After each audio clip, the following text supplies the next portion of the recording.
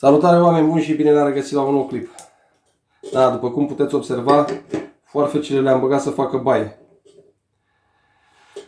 Este un pahar cu apă în care am adăugat câteva linguri de sare. Sare de bucătărie. Am făcut o saramură și am băgat aceste foarfeci. Vreau să vă arăt și dumneavoastră cum le ascut eu. Este foarte simplu, dar înainte încercați această chestie. Și o să vedeți că se vor ascuți și mult mai ușor și în același timp foarfecile o să fie curățate foarte bine. O să apară exact ca noi. Perioada cât puteți să o lăsați, 8 ore, puteți să o lăsați și o zi, 24 de ore, o zi și noapte. După ce le lăsați în această saramură, este foarte ușor și foarte simplu de ascuțit o foarfecă. Deci cel mai important la foarfecă nu este marca, nu este firma, nu este... Puteam să vin și o să etalez, cine știe, foarfeci de acelea de nu știu câte mii de lei. Nu, frate, deci cel mai mult contează mâna și ce ai tu în cap. Deci, vrei să-ți ascuți o foarfecă? Foarte simplu. Trebuie să fii atent două lucruri. Aceste lucruri nu vei găsi pe internet la multe persoane pentru că sunt secretele oamenilor care chiar fac lucrări prin livez, nu cei care sunt tari în tastatură. Deci, vedeți, în această zonă luați foarfeca și vă uitați la ea așa.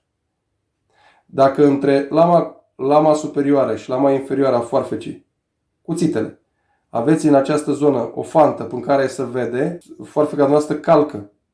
Ce înseamnă calcă? În momentul când tu tai o crenguță, te duci și ai tăiat. Eu vă arăt, sper să nu o tai de. Ea a călcat, s-a dus în jos și nu s-a tăiat. Dar să mai încerc o dată, că din fericire foarfeca mea chiar taie. Vedeți? Și din instinct tragem. Ce se întâmplă? Priviți. Am stricat tot. Deci foarfeca dumneavoastră trebuie să taie ceva de genul acesta. Vedeți? Priviți. Cam așa trebuie să taie o foarfecă. Da, poate spune cineva, e o crenguță foarte subțire. Deci ceva de genul ăsta trebuie să taie foarfeca dumneavoastră. Vedeți?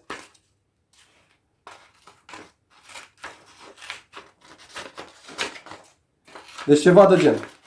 Dacă nu taie ceva de genul foarfeca, cred că ar fi bine să o ascuțiți. Cum o ascuțiți? Trebuie să urmăriți. Aici are un unghi. O pilă de drujbă. Eu vorbesc de ce avem în gospodărie. Nu vin acum cu tot felul de mărci, de pile, de eu știu nebunii din astea. Nu, frate, ce ai tu în gospodărie? Că așa să dea bine la filmare, puteam să vin și eu cu tot felul de chestii, dar hai să fim serioși. Și cu o mișcare, deci vedeți, se introduce pila între cuțitul de jos și lama de sus și cu o mișcare numai de vino, nu de dute vino, nu facem așa niciodată. Numai cu o mișcare mergem de-a lungul acestui unghi. Am dat bine. Deci după ce am dat bine cu pila de-a lungul acestui unghi pe care vi l-am arătat, de-a lungul foarfecei, vedeți, jos. Aici niciodată nu dăm decât foarte puțin. Foarte puțin. Pentru că, vedeți, el are o gradație. Și în momentul când s-a dus această gradație, o să întâmple exact ce v-am spus. Aici o fantă, o zonă unde nu mai va tăia bine și o să calce foarfeca, puteți să o aruncați, nu mai aveți ce face cu ea. Nici de aici nu se mai reglează. Am văzut oameni care efectiv ascute foarfeca cu flexul sau la polizor. E cea mai mare tâmpenie, nu se face așa ceva. Bine, fiecare face cum dorește. După ce ați dat cu pila, un șmigher de granulație mică, la fel, deci desfaceți foarfeca, o bucată de șmigher pe care o împachetați în mai multe părți și același lucru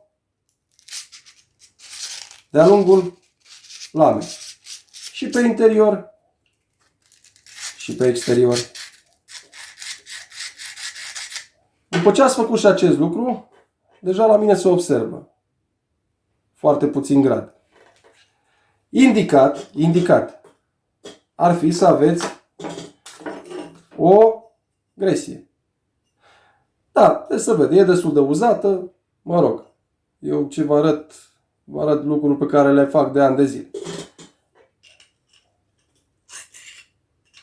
Observați? La fel.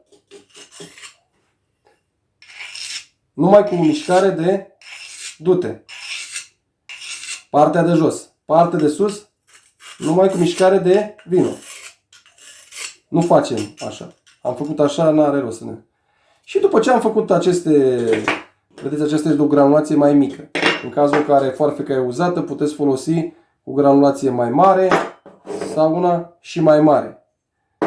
Am adus aceste pânze care se montează pe flex, polizorul de mână.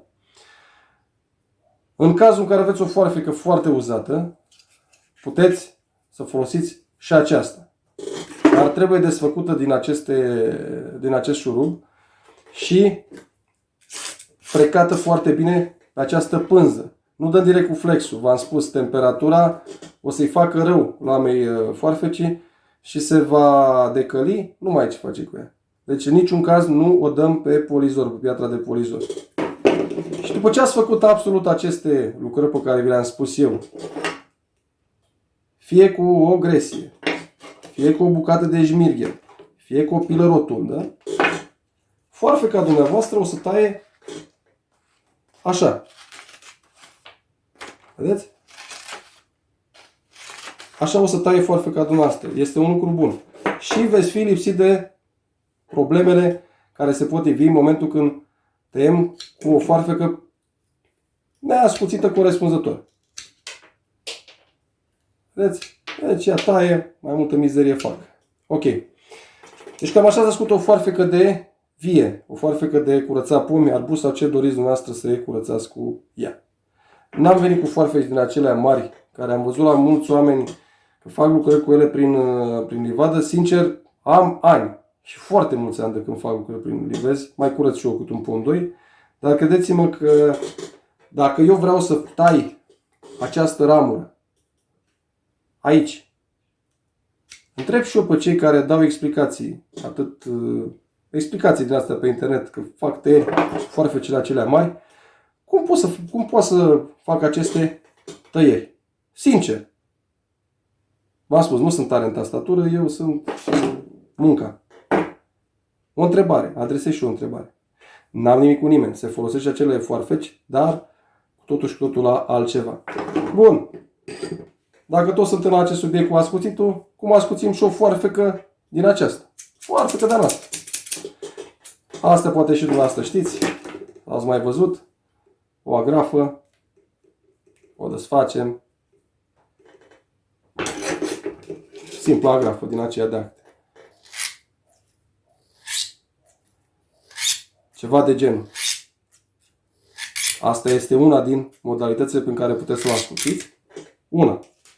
2. Un șmirgel cu granulație mică, acesta nu știu, cred că e de 100, și tăia sfâșii.